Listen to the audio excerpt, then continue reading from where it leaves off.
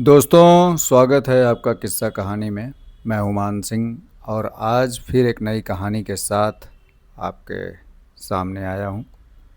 कहानी का नाम है आंसुओं की होली। मुंशी प्रेमचंद जी की ये भी कहानी है। तो आइए मैं स्टार्ट करता हूँ आंसुओं की होली। आपसे एक रिक्वेस्ट है, अगर आप चैनल पर नए हो तो चैनल सब्सक्राइब कर लीजिए और बेल आइकॉन दबा देना। अगर आप कहानी प्रेमी हो तो आपको मेरी आने वाली कहानियाँ जो भी अपलोड होंगी उसका नोटिफिकेशन मिल जाया करेगा। तो प्लीज़ सब्सक्राइब चैनल और बेल आइकॉन ज़रूर दबा देना, उससे कि आपको नोटिफिकेशन आ जाया करेगा। नामों को बिगाड़ने की प्रथा न जाने कब और कहाँ से शुरू हुई। इस संसार व्यापी रोग का पता लगाएं तो ऐतिहासिक संसार में अवश्य ही अपना नाम छोड़ जाएंगे। पंडित जी का नाम तो श्री विलास था, पर मित्र लोग सिलबिल कहा करते थे। नामों का असर चरित्र पर कुछ न कुछ पड़ जाता है। बेचारे सिलबिल सचमुच ही सिलबिल थे। दफ्तर जा रहे थे, मगर पजामे का इजार बंद नीचे लटक रहा था। सिर पर फेल्ट कैप पर लंबी सी चुटिया पीछे झांक रही थी। अचकन यूँ बहुत सुंदर है, न जाने उन्हें त्योहारों से क्या चिढ़ थी। दिवाली गुजर जाती पर वो भला मानस कौड़ी हाथ में न लेता, और होली का दिन तो उनकी भीषण परीक्षा का दिन था। 3 दिन वो घर से बाहर न निकलते। घर पर भी काले कपड़े पहने बैठे रहते थे। यार लोग टोह में रहते कि कहीं बच्चा फंस जाए, मगर घर में घुसकर तो फौजदारी नहीं की जाती। एक आधा बार फंसे भी, मगर घिघिया पुदिया कर बेदाग निकल गए। लेकिन अब की समस्या बहुत कठिन हो गई थी। शास्त्रों के अनुसार 25 वर्ष का ब्रह्मचर्य का पालन करने के बाद उन्होंने विवाह किया था। ब्रह्मचर्य के परिपक्व होने में जो थोड़ी बहुत कसर रही, वो 3 वर्ष के गौने की मुद्दत ने पूरी कर दी। यद्यपि स्त्री से कोई शंका न थी, तथापि वो औरतों को सिर चढ़ाने के हामी न थे। इस मामले में उन्हें अपना वही पुराना धुराना ढंग पसंद था। बीवी को जब कसकर डांट दिया तो उसकी मजाल है कि रंग हाथ से छुए। विपत्ति ये थी कि ससुराल के लोग भी होली मनाने आने वाले थे। पुरानी मसल है, बहन अंदर आई तो भाई सिकंदर। इन सिकंदरों के आक्रमण से बचने का उन्हें कोई उपाय न सूझता था। मित्र लोग घर में भले न जा सकते थे, लेकिन सिकंदरों को कौन रोक सकता है। स्त्री ने आंख फाड़कर कहा, अरे भैया, क्या सचमुच रंग न घर लाओगे? ये कैसी होली है बाबा? सिलबिल ने त्योरिया चढ़ाकर कहा, बस मैंने एक बार कह दिया और बात दोहराना मुझे पसंद नहीं। घर में रंग नहीं आएगा और न कोई छुएगा। मुझे कपड़ों पर लाल छींटे देखकर मचली आती है। हमारे घर में ऐसी ही होली होती है। हाँ। स्त्री ने सर झुकाकर कहा, तो न लाना रंग संग। मुझे रंग लेकर क्या करना है? जब तुम ही न रंग छुओगे तो मैं कैसे छूऊंगी? सिलबिल ने प्रसन्न होकर कहा, निसंदेह यही साध्वी स्त्री का धर्म है। लेकिन भैया तो आने वाले हैं, वो क्यों मानेंगे? उनके लिए भी मैंने एक उपाय सोच लिया है। उसे सफल बनाना तुम्हारा काम है। मैं बीमार बन जाऊंगा, एक चादर ओढ़ कर लेट रहूंगा। तुम कहना इन्हें ज्वर आ गया है, बस चलो छुट्टी हुई। स्त्री ने आंखें नचाकर कहा, ए नौज, कैसी बातें मुंह से निकालते हो जी? ज्वर जाए मुदई के घर, यहाँ आए तो मुंह झुलस दूँ निकोड़े का। तो फिर दूसरा उपाय ही क्या है? तुम ऊपर वाली छोटी कोठरी में छिपे रहना, मैं कह दूंगी उन्होंने जुलाब लिया है। बाहर निकलेंगे तो हवा लग जाएगी। पंडित जी खिल उठे, बस बस, यही सबसे अच्छा रहेगा। 1389 होली का दिन है। बाहर हाहाकार मचा हुआ है। पुराने ज़माने के अबीर और गुलाल के सिवा और कोई रंग न खेला जाता था।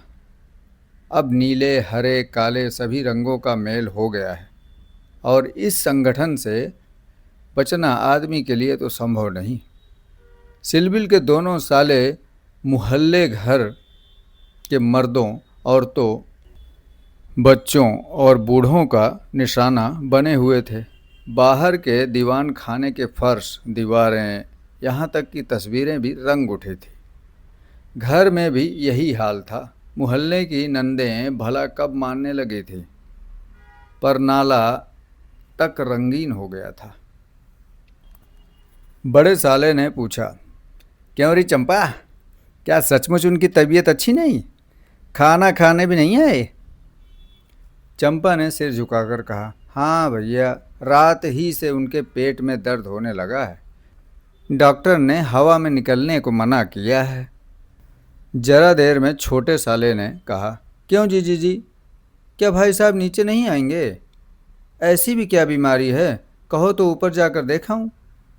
चंपा ने हाथ पकड़कर कहा, अरे नहीं नहीं, ऊपर मत जाइयो, वहाँ रंग वंग न खेलेंगे। डॉक्टर ने हवा में निकलने को मना कर दिया है। हाँ। दोनों भाई हाथ मलकर रह गए। सहसा छोटे भाई को एक बात सूझी, जीजा जी के कपड़ों के साथ क्यों न होली खेलें, वह तो बीमार नहीं हैं। बड़े भाई के मन में ये बात बैठ गई। बहन बेचारी अब क्या करती। सिकंदरों ने कुंजियाँ उसके हाथ से ले ली और सिलबिल के सारे कपड़े निकाल कर रंग डाले, रुमाल तक न छोड़ा। जब चंपा ने उन कपड़ों को आंगन में अलगनी पर सूखने को डाल दिया तो ऐसा जान पड़ा मानो किसी रंगरेज ने ब्याह के जोड़े रंगे हों। सिलबिल जब ऊपर बैठे बैठे ये तमाशा देख रहे थे, पर जबान न खोलते थे। छाती पर सांप सा लौट रहा था। सारे कपड़े खराब हो गए। दफ्तर जाने को भी कुछ न बचा। इन दुष्टों को मेरे कपड़े से न जाने क्या बैर था। घर में नाना प्रकार के स्वादिष्ट व्यंजन बन रहे थे। मोहल्ले की एक ब्राह्मणी के साथ चंपा भी जुटी हुई थी। दोनों भाई और कई अन्य सज्जन आंगन में भोजन करने बैठे तो बड़े साले ने चंपा से पूछा, कुछ उनके लिए 1390 रुपये मानसरोवर की खिचड़ी विचड़ी बनाई है? पूड़ियाँ तो बेचारे आज खा न सकेंगे। चंपा ने कहा, अभी तो नहीं बनाई, अब बना लूँगी। वाह री अकल, अभी तक तुझे इतनी फिक्र नहीं कि वो बेचारे खाएंगे क्या? तू तो इतनी लापरवाह कभी न थी। जा निकाल ला जल्दी से चावल और मूंग की दाल। लीजिए, खिचड़ी पकने लगी। इधर मित्रों ने भोजन करना शुरू किया। सिलबिल ऊपर बैठे अपनी किस्मत को रो रहे थे। उन्हें इस सारी विपत्ति का एक ही कारण मालूम होता था, विवाह। चंपा न आती तो ये साले क्यों आते, कपड़े क्यों खराब होते, होली के दिन मूंग की खिचड़ी क्यों खानी मिलती। मगर अब पछताने से क्या होता है। जितनी देर में लोगों ने भोजन किया उतनी देर में खिचड़ी तैयार हो गई। बड़े साले ने खुद चंपा को ऊपर भेजा कि खिचड़ी की थाली ऊपर दे आए। सिलबिल ने थाली की ओर कुपित नेत्रों से देखकर कहा, इसे मेरे सामने से हटाओ। क्या आज उपवासी करोगे? तुम्हारी यही इच्छा है तो यही करूँगा, यही सही। अरे मैंने कब कहा, सवेरे से जुटी हुई हूँ। भैया ने खुद खिचड़ी डलवाई और मुझे यहाँ भेजा। हाँ, वो तो मैं देख ही रहा हूँ कि मैं घर का स्वामी नहीं, सिकंदरों ने उस पर कब्जा जमा लिया है। मगर मैं ये नहीं मान सकता कि तुम चाहती और लोगों के पहले ही मेरे पास थाली न पहुँच जाती। मैं इसे पतिव्रत धर्म के विरुद्ध समझता हूँ, और क्या कहूँ। तुम तो देख रहे थे ना कि दोनों जने मेरे सिर पर सवार थे। अच्छी दिल लगी है। कि और लोग तो समोसे और खस्ते उड़ाएं और मुझे मूंग की खिचड़ी दी जा रही है। वाह रे नसीब, तुम इसे दो चार कौर खा लो, मुझे ज्यों ही अवसर मिलेगा दूसरी थाली लाऊंगी। सारे कपड़े रंगवा डाले, दफ्तर कैसे जाऊंगा? ये दिल लगी मुझे जरा से भी नहीं भाती। मैं इसे बदमाशी कहता हूँ। तुमने संदूक की कुंजी क्यों दे दी भला? हैं? क्या मैं इतना पूछ सकता हूँ? अरे वो जबरदस्ती छीन ली, तुमने सुना नहीं? क्या करती मैं? अच्छा, जो हुआ सो हुआ। वो थाली ले जाओ, धर्म समझना तो दूसरी थाली लाना, नहीं तो आज व्रत ही सही। एकाएक पैरों की आहट पाकर सिलबिल ने सामने देखा तो दोनों साले आ रहे थे। उन्हें देखते ही बेचारे ने मुंह बना लिया, चादर से शरीर ढक लिया और कराहने लगे। बड़े साले ने कहा, कहिए कैसी तबीयत है? थोड़ी सी खिचड़ी खा लीजिए। सिलबिल ने मुंह बनाकर कहा, अभी तो कुछ खाने की इच्छा नहीं है। नहीं, उपवास करना तो हानिकारक होगा, खिचड़ी खा लीजिए, भूखे रहना ठीक नहीं। बेचारे सिलबिल ने मन में इन दोनों शैतानों को खूब कोसा और विष की भांति खिचड़ी कंठ के नीचे उतारी। आज होली के दिन खिचड़ी ही भाग्य में लिखी थी। जब तक सारी खिचड़ी समाप्त न हो गई, दोनों वहाँ से हटे नहीं, डटे रहे, मानो जेल के अधिकारी किसी अनशन तद कैदी को भोजन करा रहे हों। बेचारे को ठूस ठूस कर खिचड़ी खानी पड़ी। पकवानों के लिए गुंजाइश ही न रही। 10 बजे रात को चंपा उत्तम पदार्थों का थाल लिए पतिदेव के पास पहुंची। महाशय मन ही मन झुंझला रहे थे। भाइयों के सामने मेरी परवाह कौन करता है, हैं? न जाने कहाँ से दोनों शैतान फट पड़े। दिन भर उपवास कराया और अभी तक भोजन का पता नहीं। बारे चंपा को थाल लाते देखकर कुछ अग्नि शांत हुई। बोले, अब तो बहुत सवेरा है, 1-2 घंटे बाद क्यों न लाती? हैं? चंपा ने थाली रखकर कहा, तुम तो न हारी ही मानते हो न जीती। अब आखिर ये 2 मेहमान आए हुए हैं, उनकी सेवा सत्कार न करूं तो भी काम नहीं चलता। तुम्ही को बुरा लगेगा, कौन रोज आएंगे बताओ भला? ईश्वर न करे कि रोज आएं। यहाँ तो एक ही दिन में बधिया बैठ गई। थाल की सुगंधमय तरबतर चीज़ें देखकर सहसा पंडित जी के मुखार बिंदु पर मुस्कान लाली दौड़ गई। एक एक चीज़ खाते थे और चंपा को सराहते थे। सच कहता हूँ चंपा, मैंने ऐसी चीज़ें कभी नहीं खाई थी। हलवाई साला क्या बनाएगा, जी चाहता है कुछ इनाम दे दूँ। तुम मुझे बना रहे हो, क्या करूं? जैसा बनाना आता है बना लाई। अरे नहीं, सच कह रहा हूं, मेरी तो आत्मा तक तृप्त हो गई। आज मुझे ज्ञात हुआ कि भोजन का संबंध उदर से इतना नहीं जितना आत्मा से है। बतलाओ क्या इनाम दूं? जो मांगूं वो दोगे? दूंगा, जनेऊ की कसम खाकर कहता हूं। ना दो तो मेरी बात जाए। कहता हूं भाई, अब कैसे कहूं? क्या लिखा पढ़ी कर दूं? अच्छा तो मांगती हूँ, मुझे अपने साथ होली खेलने दो। पंडित जी का रंग उड़ गया, आंखें फाड़कर बोले, होली खेलने दो? मैं तो होली खेलता नहीं, कभी नहीं खेला। होली खेलना होता तो घर में छिप कर क्यों बैठता सुबह से? और के साथ मत खेलो, लेकिन मेरे साथ तो खेलना ही पड़ेगा। ये मेरे नियम के विरुद्ध है। किस चीज़ को अपने घर में उचित समझूं, उसे किस न्याय से घर के बाहर अनुचित समझूं? सोचो। चंपा ने सिर नीचा करके कहा, घर में ऐसी कितनी बातें उचित समझते हो जो घर के बाहर करना अनुचित ही नहीं, पाप भी है। पंडित जी झेपते हुए बोले, अच्छा भाई, तुम जीती, मैं हारा।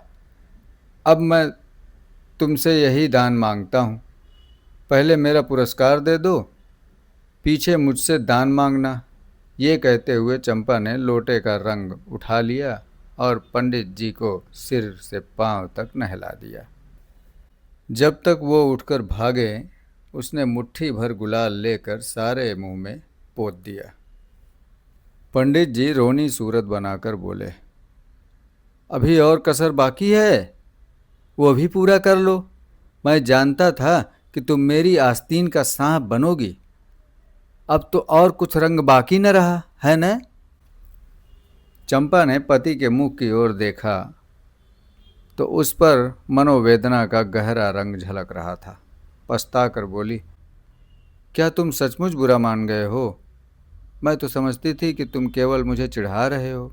श्री विलास ने कांपते हुए स्वर में कहा, नहीं चंपा, मुझे बुरा नहीं लगा। हाँ, तुमने मुझे उस कर्तव्य की याद दिला दी जो मैं अपनी कायरता के कारण भुला बैठा था। वो सामने जो चित्र देख रही हो मेरे परम मित्र मनहर नाथ का है, जो अब संसार में नहीं है। तुमसे क्या कहूँ, कितना सरस, कितना भावुक, कितना साहसी आदमी था। देश की दशा देख देख कर उसका खून जलता रहता था। 19-20 भी कोई उम्र होती है, पर वो उसी उम्र में अपने जीवन का मार्ग निश्चित कर चुका था। सेवा करने का अवसर पाकर वो इस तरह उसे पकड़ता था मानो संपत्ति हो। जन्म का विरागी था, वासना तो उसे छू ही न सकी। हमारे और साथी सैर सपाटे करते थे, पर उसका मार्ग सबसे अलग था। सत्य के लिए प्राण देने को तैयार।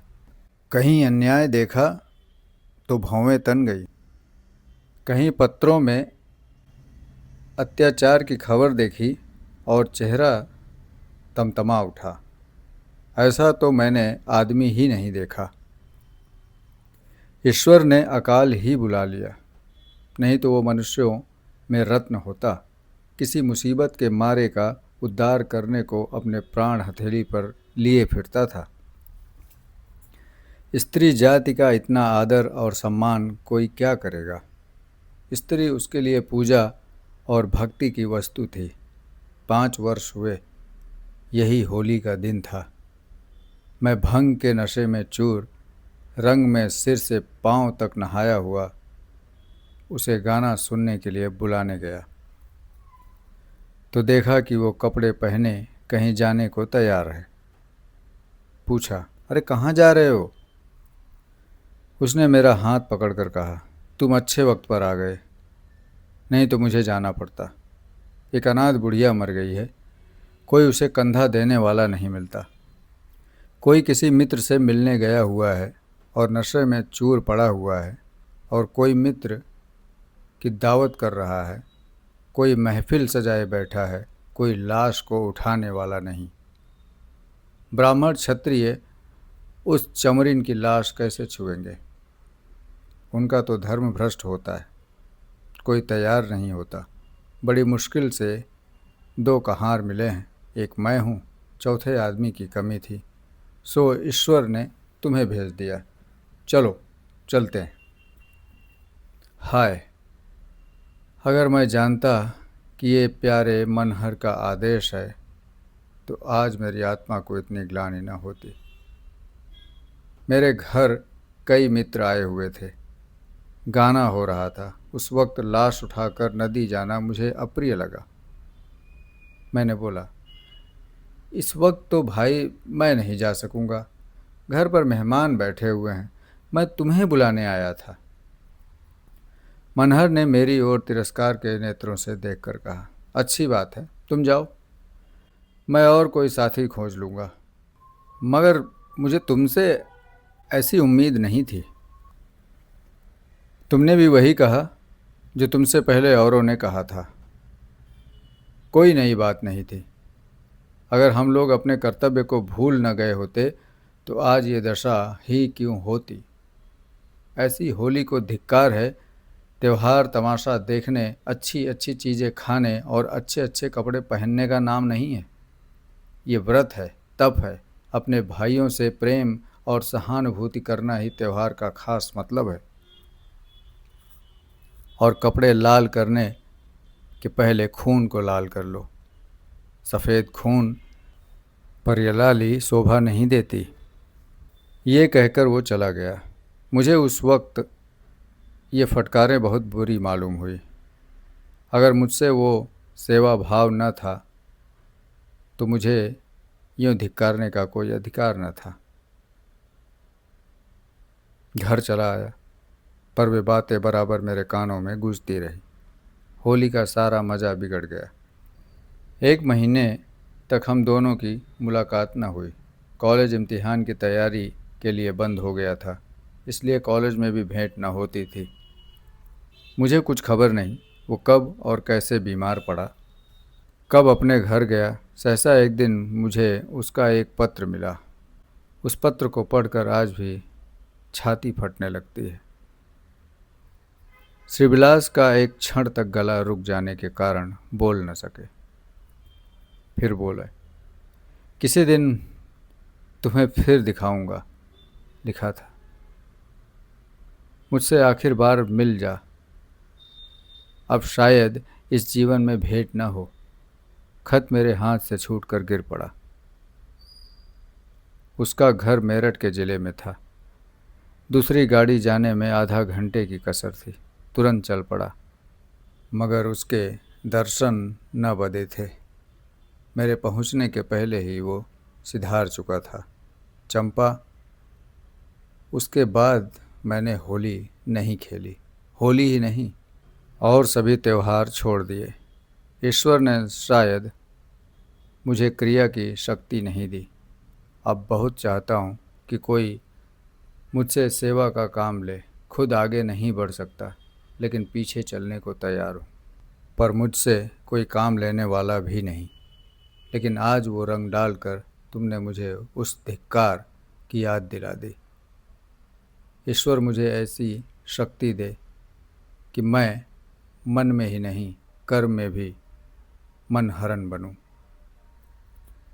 ये कहते हुए श्रीविलास ने तस्करी से गुलाल निकाला और उसे चित्र पर छिड़क कर प्रणाम किया। दोस्तों, ये थी आंसुओं की होली। ऐसी ही प्यारी मार्मिक कहानियों के लिए आप किस्सा कहानी बाय मान सिंह चैनल को सब्सक्राइब कर लीजिए और बेल आइकॉन ज़रूर दबा दिया करिए। उससे आपको नोटिफिकेशन आ जाएगा और मुझे पावर मिलेगा अगली कहानी आपके सामने लाने के लिए।